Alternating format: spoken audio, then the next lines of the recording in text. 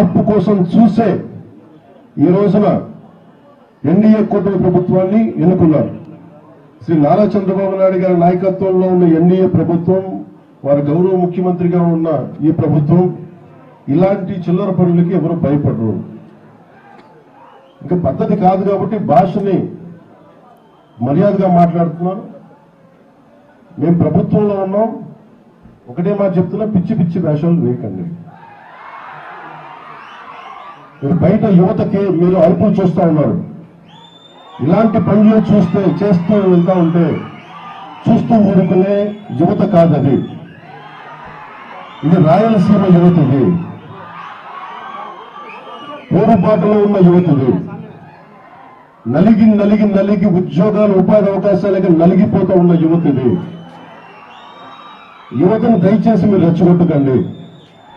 ఈ రోజున మేము వచ్చి 70 కోట్ల రూపాయలు జాతీయ ఉపాధి హామీ పథకం కింద మేము అమలు చేసాం. దాదాపు కలెక్టర్ గారు చెప్తాం, దాదాపు ఒక మొత్తం పనులు అయిపోబోతున్నాయి. జనవరిలో రోడ్ల నిర్మాణం కానీ, గోశాలలు కానీ అన్ని రకాల పనులు చేస్తా ఉన్నాం. ఫామ్ పాండ్స్ కానీ. దాంట్లో బాగా ఇప్పుడు నాకు వచ్చిన కంప్లైంట్ కూడా ఏంటంటే, ఇక్కడున్న గాలివీడు మండలం ప్రజలకు కూడా చెప్తా ఉన్నారు, వాళ్ళు పర్మిషన్స్ ఇవ్వమంటే కూడా ఇవ్వమని చెప్పట్లేదండి. పనులు సిద్ధమైపోయినాయి అంటే వీళ్ళు కూర్చొని వీళ్ళు ఇక్కడికి వెళ్ళి వీళ్ళు ఉన్నారు ఎంపీడీఓలుగా, వీళ్ళు ఎంపీపీగా ఉన్నారు కాబట్టి వాళ్ళు పర్మిషన్ ఇవ్వట్లేదు అంటే ఒకటే చెప్పాం, 14 రోజులు సమయం ఇస్తాం. 14 రోజుల తర్వాత కలెక్టర్ గారు can over right that rule. మీరు ఎంపీపీలు అని చెప్పి మీ చేతుల్లో ఉందని అధికారం అనుకోవడానికి లేదు. అభివృద్ధికి మీరు ఎన్ని అడ్డగోడలు కట్టినా బద్దలు పట్టుకుని ముందుకెళ్లే శక్తి సమర్థత మా దగ్గర ఉన్నారు. ఎందుకంటే బేసిక్ అడ్మినిస్ట్రేటివ్ ఇబ్బందులు కనుక కలగ చేస్తే దాని చర్యలు మళ్ళీ వేరే విధంగా ఉంటాయి. అలాగే కలెక్టర్ గారికి కూడా దృష్టికి తీసుకొచ్చి 14 రోజులు మీకు నోటీస్ ఇచ్చి వి విల్ ఓవర్ రైట్. మీ ఎంపీపీ పదవిని మీరు నిలబెట్టుకుంటే గౌరవంగా ఉంటే అది మీకు మంచిది.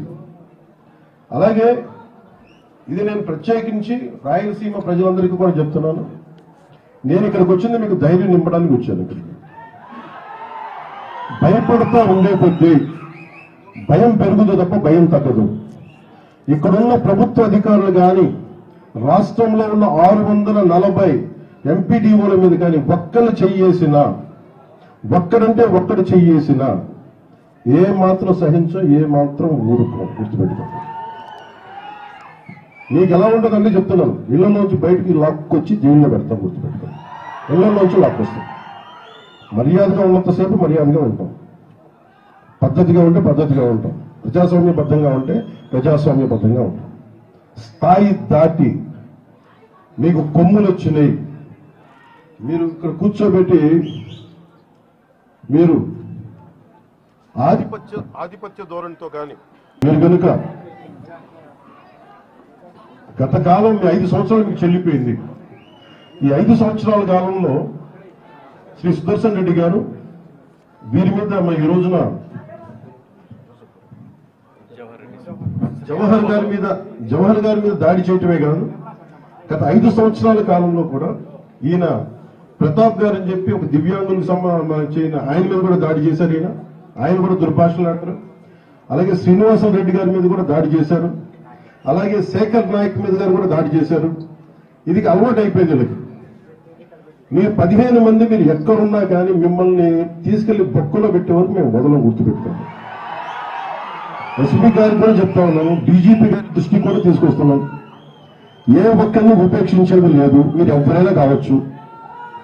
మీరు పనిచేసే అధికారుల మీద కనుక మీరు దాడులు చేసి సగటు మనుషుల్ని ఇబ్బంది పెడితే ఉపేక్షించే ప్రభుత్వం కాదు, ఉపేక్షించే వ్యక్తులు అస్సలే కాదు. మేము అన్ని తట్టుకునే వచ్చాం. 5 సంవత్సరాల కాలంలో మీ పాలనలో ఎంత నలిగిపోయారో ప్రజలు అన్ని తట్టుకుని వచ్చాం. ఇంకా మాకు అధికారం ఉంది కదా అని చెప్పి గౌరవ ముఖ్యమంత్రి చంద్రబాబు నాయుడు చాలా సంయమనంతో ఉన్నారు. మా సంయమనాన్ని పరీక్షించకండి, మా సహనాన్ని పరీక్ష పెట్టకండి. చాలా గట్టిగా ఉంటుంది చెప్తున్నాం. దీని తాలూకు పరిస్థితి మర్యాదగా మాట్లాడుతూ ఉన్నాం. రాయలసీమ ఒక్కరి కోట కాదు, ఒక్కరి జాగీరి కాదు. గుర్తుపెట్టుకోండి. మీ ఇష్టానికి వచ్చి గవర్నమెంట్ ఆఫీసులోకి వస్తాం, లెక్క పక్క లేకుండా మాట్లాడతామంటే మేము ఎవరు ఊరుకోం. ఈ సందర్భాన్ని పురస్కరించుకొని ఎవరైనా సరే భవిష్యత్తులో ఏ అధికారి ఒక ఎంపీడీఓల మీద కాదు, ఏ ఒక్క ప్రభుత్వ అధికారి మీద కానీ జులుం చలాయించినా, ఇష్టారాజ్యంగా మాట్లాడినా ఒక్కొక్కరికి మీకు భవిష్యత్తు చాలా ఖచ్చితంగా ఒక కరాఖండిగా ఉంటుంది. మా రియాక్షన్ మీరు గుర్తుపెట్టుకోండి. ఇంకా సంస్కారం కాదు కాబట్టి ఇంకా పద్ధతిగా మాట్లాడుతున్నాను, అధికారంలో ఉన్నాను కాబట్టి ఇంకా బలంగా ఇంకా జాగ్రత్తగా మాట్లాడుతున్నాను. నా సహనాన్ని పరీక్షించకండి, చాలా పద్ధతిగా మాట్లాడుతూ ఉన్నాం. అలాగే వైసీపీ నాయకుడికి కూడా మీ నాయకుల్ని నిగ్రహించుకోమని చెప్పండి. రోడ్ల మీద రైతుల కోసం తను లేని కథలు చెప్పడం కాదు, చేసిన న్యాయానికి కథల్ని మళ్ళీ ధర్నాలు చేయడం కాదు. ముందు ఆయన జవహర్ గారిని నేను ప్రతిసారి మాట్లాడుతున్నప్పుడు ఒక దళిత అధికారి మీద దాడి చేసి ఇవన్నీ మాట్లాడుతూ ఇందులో ఎవరెవరో నా చోట శ్రీనివాసరెడ్డి గారు ఉన్నారు, ఆయన రెడ్డి సామాజిక వర్గానికి చెందిన వ్యక్తి. ప్రతాప్ గారు ఉన్నారు, నాకు ఆయన గురించి తెలియదు, ఆయన దివ్యాంగులు. అలాగే శేఖర్ నాయక్ ఉన్నారు, ఆయన షెడ్యూల్ ట్రైబ్స్ కి సంబంధించిన వ్యక్తి. ఇది ప్రతి చోట ఇది ఒక్కరికి సంబంధం లేదు, ఒక జాతికి సంబంధించింది కాదు. కానీ మేము ఏదైనా చేయగలం అధికారంలో ఉన్నాం కాబట్టి. సుదర్శన్ రెడ్డి గారి మనుషులందరికీ చెప్తున్నాం, నేను మళ్ళీ ఇంకొకసారి వచ్చి ఇక్కడే తెస్తేస్తాను చెప్తున్నాను. కడపలోనే అన్నమయ్య జిల్లాలోనే రాయలసీమ వచ్చి కూర్చున్నాను, ఇలాంటి పిచ్చి వర్షాలు కురుస్తాయి. అవసరమైతే నా క్యాంప్ ఆఫీస్ ఇక్కడ పెట్టుకుని మిమ్మల్ని సరిచేసే వరకు నేను ఇక్కడే కూర్చున్నాను చెప్తాను. ఇది నా సహనాన్ని పరీక్షిస్తాను. ఎందుకంటే అన్ని తెగించి వచ్చాం, రాష్ట్రం బాగుండాలి. రాయలసీమ యువత ఎక్కడికో మారి వెళ్ళిపోతా ఉన్నారు, ఉద్యోగాలు ఉపాధి అవకాశాలకి ఎక్కడికో బెంగళూరుకి తమిళనాడుకి ఎక్కడికో వెళ్ళిపోతున్నారు, వాళ్ళందరికీ ఉపాధి అవకాశాలు రావాలి. ఈ విధంగా మేము ఆలోచిస్తా ఉన్నాం. ప్రభుత్వం అధికారులందరూ కూడా మేము బలం ఇవ్వడానికి వచ్చాం, మరి బలాన్ని నిర్వీర్యం చేయడానికి రాలేదు. ఇలాంటి సమయంలో మీరు ఒళ్ళు దగ్గర పెట్టుకుని మాట్లాడకపోయినా, సోషల్ మీడియాలో పిచ్చి కూతలు కూసినా, ఇలా ఆఫీసులకు వచ్చి దాడులు చేసినా దీని పరిణామాలు చాలా చాలా చాలా తీవ్రంగా ఉంటాయి, గుర్తుపెట్టుకోండి.